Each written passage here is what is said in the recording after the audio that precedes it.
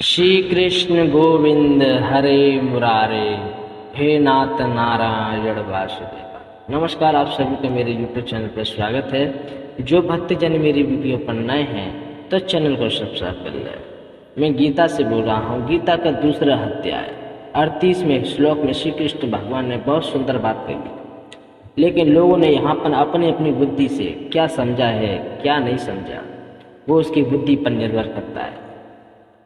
श्लोक है, सुख दुखे समय कृत्वा लावा लाभो जया जयो ततो युद्धा युजस्व नेवम पापमावश्य। श्री कृष्ण भगवान अर्जुन से कहते हैं कि जय पराजय, लाभ हानि और सुख दुख को समान समझकर उसके बाद युद्ध के लिए तैयार होगा। इस प्रकार युद्ध करने से तू पाप को नहीं प्राप्त होगा। यहाँ पर इतनी सुंदर बात है, लेकिन अब आपकी बुद्धि पर डिपेंड है कि आपने इसमें से क्या समझा, आपने इसमें से क्या निकाला। जो आप समझ रहे हो वो नहीं है, ये तुम्हारी बुद्धि से परे है। और जो समझना चाहते हैं वो मेरी बात को भली प्रकार से समझे। ईश्वर की आप पर बड़ी कृपा होती है। परमात्मा स्वयं उसे अपने आप जना देते हैं।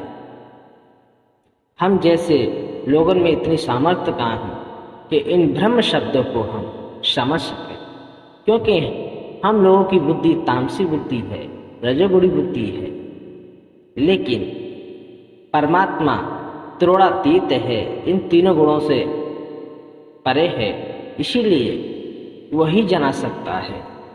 इसीलिए अपनी बुद्धि को यहाँ पर बिल्कुल ऐसा समझो कि हमारी बुद्धि ही नहीं है।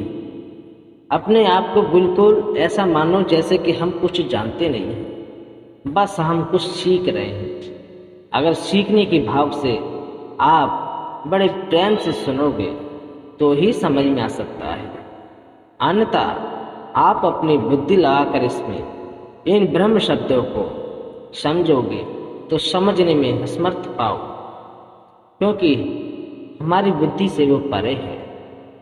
यहाँ पर जो बात है, जय पराजय, लाभ हानि, सुख और दुख को समान समझो। तो समान समझकर अब क्या समान समझना है? यहाँ पर ये प्रश्न है, समान समझना क्या है? युद्ध में होने वाले जय पराजय, लाभ हानि, सुख दुख में किसी तरह की भेद बुद्धि का ना होना। अर्थात जो सुख और जो दुख है, आजकल लोगों के मन में क्या है? सबसे ज़्यादा सुख की चाह है। दुख तो ये समझते हैं कि हे प्रभु, ये हमें आए ही नहीं, हमें तो सुख आवे। हर इंसान लाभ के प्रति सोचता है, हानि की तरफ कहाँ सोचता है कि हमें हानि भी हो। प्रत्येक व्यक्ति अपनी जीत चाहता है, वो पराजय को स्वीकार करता है, लेकिन उसकी पराजय भी होती है, हानि भी होती है, दुख भी होता है। आखिर वो ऐसा कैसा कर्म कर रहा है जिससे उसे ये भी चीज़ें मुक्त में मिले? वो चाहता है कि मुझे दुख मिले, वो चाहता है कि मुझे पराजय मिले, उसे सब चीज़ का सामना करना पड़ता है। यही मैं आपको बात समझाना चाहता हूँ कि ये युद्ध जो है वो वास्तविक युद्ध क्या है। हमें युद्ध को जानना है, क्योंकि श्री कृष्ण भगवान ने कहा है कि इसमें न लाभ हो, न हानि, न सुख, न दुख, न जय, न पराजय। अपनी बुद्धि को बिल्कुल सम कर दो, भेद बुद्धि नहीं होनी चाहिए। अब ऐसा तो है नहीं कि युद्ध करते समय उसके मन में उत्साह न हो, उसके अंदर जीत की भावना न हो, उसके अंदर सुख की भावना न हो। फिर यहाँ पर सब चीज़ सम करने को कहा है, तो इसका तात्पर्य ये है कि वो युद्ध नहीं है जो महाभारत में तुम युद्ध देख रहे थे। ये युद्ध हो रहा था, ये कुछ और युद्ध के बारे में बात की गई है। इस युद्ध के बारे में हमें जानना है कि युद्ध है क्या चीज। जिसने इस युद्ध को भली प्रकार से समझ लिया वो अवश्य ही विजय होगा, वो अवश्य ही सुखी होगा। उसके अंदर यूँ समझ लो कि परमात्मा ने ही उसे बढ़िया प्रकार से समझा दिया। ये उस युद्ध की बात नहीं है। तभी तो मैं कह रहा हूँ कि जो हम युद्ध समझ रहे हैं वो युद्ध नहीं है जो महाभारत के युद्ध को हम समझ बैठे, ये कुछ और युद्ध की बात हो रही है, क्योंकि ये आत्मोपदेश है। ये कोई वैसे उपदेश नहीं है। और जो आत्मोपदेश होते हैं वो सिर्फ अंदर की बात होती है, बाहर की नहीं। ये सब बाहर के युद्ध हैं। ये युद्ध हो रहा था महाभारत के, वो बाहर का युद्ध है। लेकिन श्री कृष्ण भगवान ने ये युद्ध के बारे में बताया है, वो सिर्फ अंदर की बात है। उसे जिसने समझ लिया, अपने अंदर उतार लिया, फिर वो युद्ध उसके लिए बाहर नहीं, उसके अंदर से। इसी प्रकार हमें युद्ध को समझना है कि वास्तविक युद्ध क्या है। यहाँ पे दूसरे प्रश्न में बात कही गई है कि युद्ध के लिए तैयार हो जा। इस वाक्य से क्या अभिप्राय है? तो युद्ध के लिए तैयार हो जा। तो श्री कृष्ण भगवान ने कहा है, इस वाक्य से भगवान ने ये भाव दिखलाया है कि यदि तुम राज्य सुख और स्वर्ग की इच्छा नहीं है तो युद्ध में होने वाले विषम भाव का सर्वथा त्याग कर। विषम भाव जो है माने जो समभाव नहीं है, विषम भाव है। जो ये अच्छा है, ये बुरा है, ये सुख है, ये दुख है, ये हर्ष है, ये विषाद है, इस प्रकार के जो भाव हैं उनका सर्वथा त्याग कर दे और युद्ध के प्रत्येक परिणाम में सम हो जा। सम होकर उसके बाद तुम युद्ध करना चाहिए।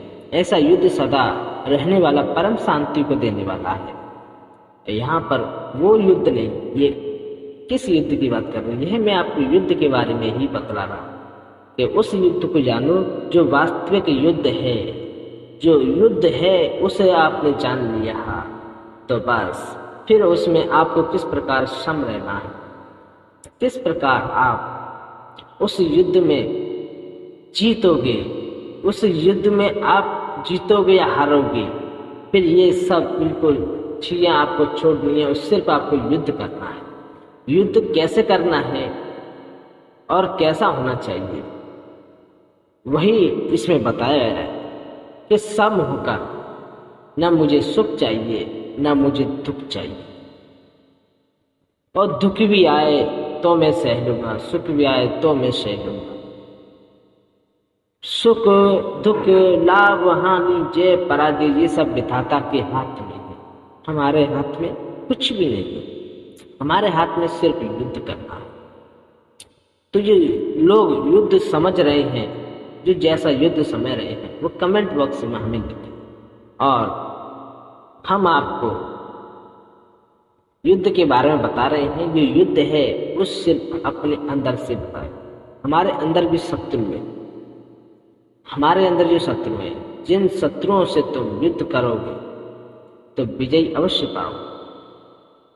जैसे कि अर्जुन के रथ पर श्री कृष्ण भगवान सारथी थे, इसी प्रकार तुम्हें अपने रथ पर श्री कृष्ण भगवान को सारथी बनाना होगा। और जिसने सारथी बना लिया फिर तो यह समझ लो वो युद्ध विधाता के हाथ में है। और विधाता के हाथ में ये 6 चीजें हैं, जय पराजय, लाभ हानि, सुख दुख। फिर तो जो तुम चाहोगे वो तुम्हें मिल जाए। तो मैं आपसे आशा करता हूँ कि ये वीडियो बहुत अच्छी लगी होगी आपको, और मुझे कमेंट बॉक्स में बताइए कि आपने युद्ध को क्या समझा, युद्ध से क्या समझा, युद्ध किसके बारे में कहा है। जय श्री कृष्ण।